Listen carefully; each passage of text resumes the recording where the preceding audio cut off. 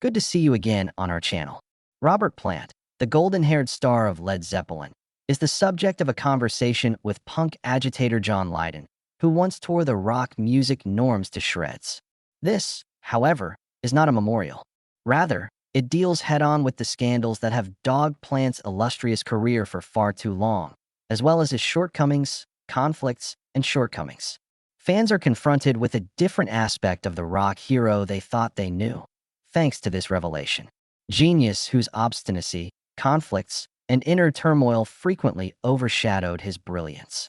As Sex Pistols began to undermine traditional rock in the late 1970s, Lydon and Plant's tensions began to simmer. Lydon saw Led Zeppelin as emblematic of the haughty excess of the establishment that punk aimed to dismantle. The raw, unpolished revolt of Lydon was in sharp contrast to Plant's grandiose stage appearance, mysticism, and character. Their feud was more than simply symbolic, though. Plant brushed off Lydon's apparently caustic comments on Zeppelin's irrelevance as adolescent posturing when the two crossed paths backstage at a music festival. Even though it was quick, the exchange started a long-lasting enmity. The story of Plant's tumultuous relationships, both within and outside of Led Zeppelin, is much longer than the revelations made by Lydon. The most well-known is perhaps Plant's quarrel with Jimmy Page, with whom he has worked for a long time. John Bonham's untimely death in 1980 led to the band's dissolution. Page tried to reunite Zeppelin multiple times, but Plant always said no. Page wanted to reignite the band's magic, but Plant was keen on going on, pursuing solo work, and ignoring Zeppelin's heritage. Their friendship took a hit since they had such different goals, and their public feuds made things worse. When it came to Plant, the conflicts didn't stop with his Zeppelin days. Throughout his solo career, he had contentious creative conflicts with Phil Collins.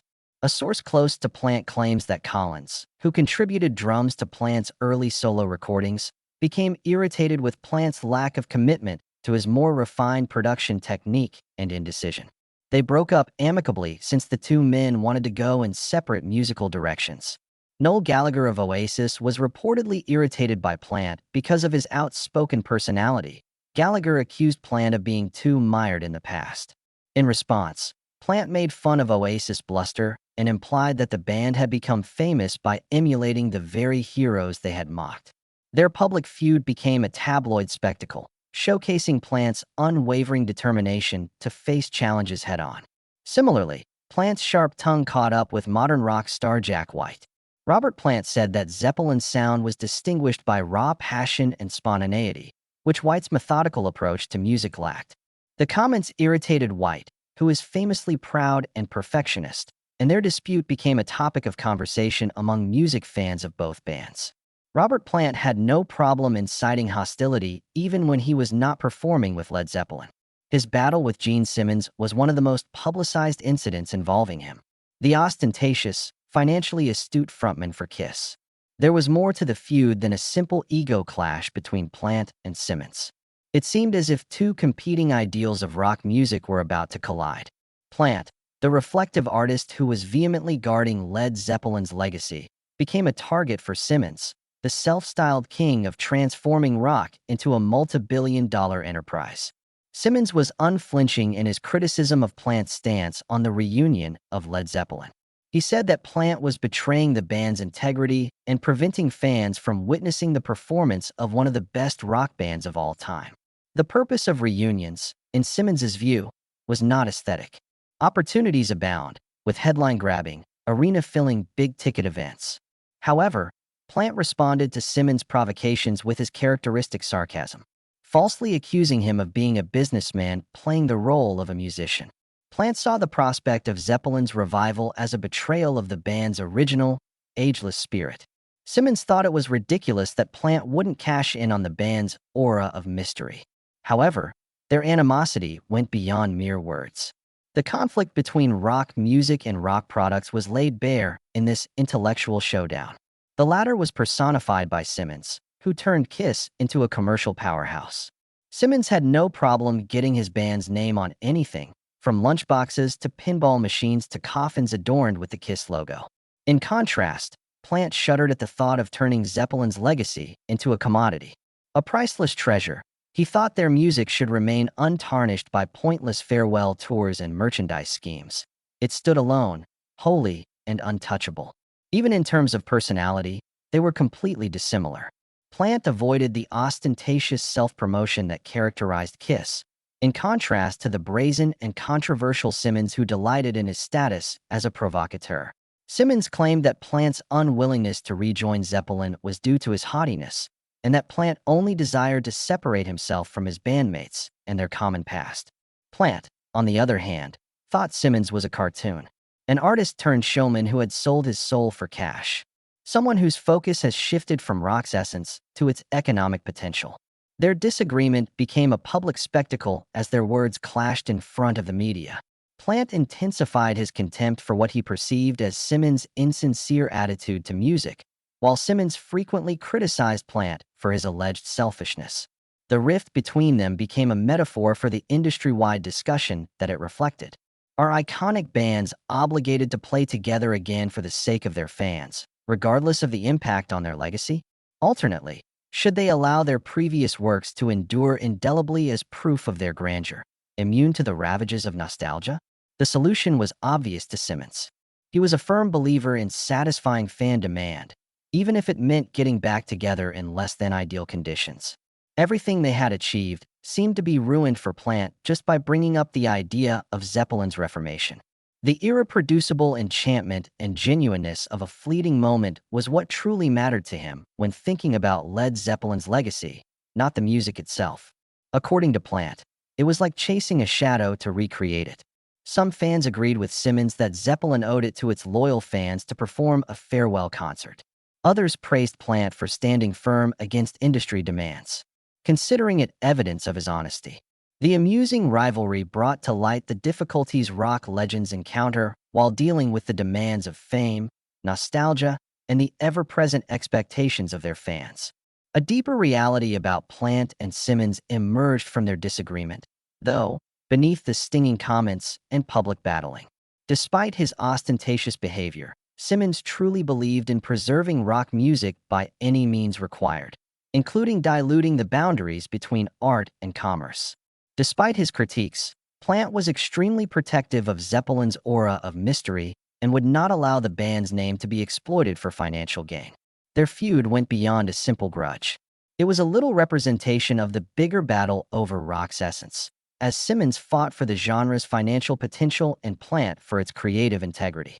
Behind the scenes of his rock star career, Robert Plant's life was anything but idyllic. In sharp contrast to the image of the golden-hatted leader beloved by millions, his personal life was left in disarray by the relentless demands of Led Zeppelin's meteoric rise. After starting out as a loving and hopeful union, his marriage to Maureen Wilson descended into a war of broken promises and unfulfilled hopes. Their relationship was severely damaged by Plant's infidelity, which stemmed from his preoccupation with the hedonistic realm of rock. Their hard work building a foundation was gradually eroded by each tour, late-night party, and groupie, leaving Maureen to raise their children mostly alone. The catastrophe of 1977, however, was the final straw that finally broke their universe. Imagine Zeppelin at the pinnacle of their fame and prosperity, performing to sold-out arenas full of irate fans, and yet still suffering an unfathomable loss. Karak, their 5-year-old boy, passed tragically unexpectedly from a stomach bug while Plant was performing thousands of miles away in the U.S. Suddenly, Plant's world crumbled beneath the weight of the news. No matter how quickly he returned home, the damage had been done. Plant was a shell of his former self due to the overwhelming anguish. The larger-than-life lead singer gave his shows an undeniable gravitas, despite his best efforts. Melancholy overtones permeated songs that had hitherto brimmed with young vigor. His adoring public could read his expressions and hear his voice. A father enduring the indescribable anguish of his child's death. The incident also exacerbated the distance between him and his wife, Maureen, from whom Plant's work had already sapped so much. It appeared as though the machine that had propelled him to greater heights still wanted him around, even in their lowest point.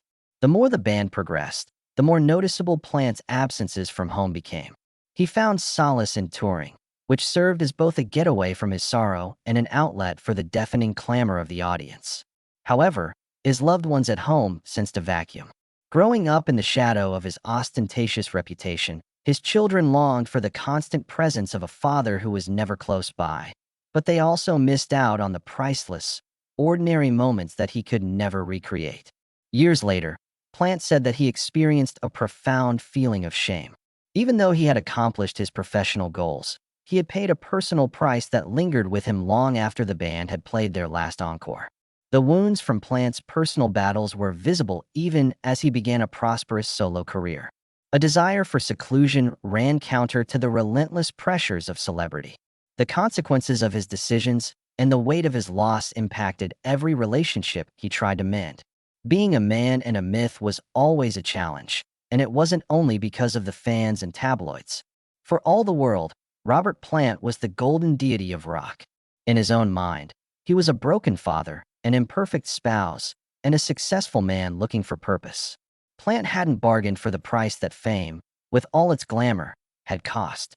The capacity to live a life unaffected by catastrophe was more important than his marriage or family. Free from the crushing weight of millions of people's expectations. The paradox of fame is sharply illustrated by his life, where the peaks soar to dizzying heights as the valleys rend the flesh. Plant endured a tremendous toll from stardom. It changed her life and left scars that no amount of praise could ever erase. A claim that could never mend the wounds inflicted by fame. The rock and roll lifestyle, which included years of touring, performing, and living, was also hard on Plant's health. His career's physical demands caused him to battle vocal strain and injuries, but he managed to escape substance misuse, unlike many of his peers.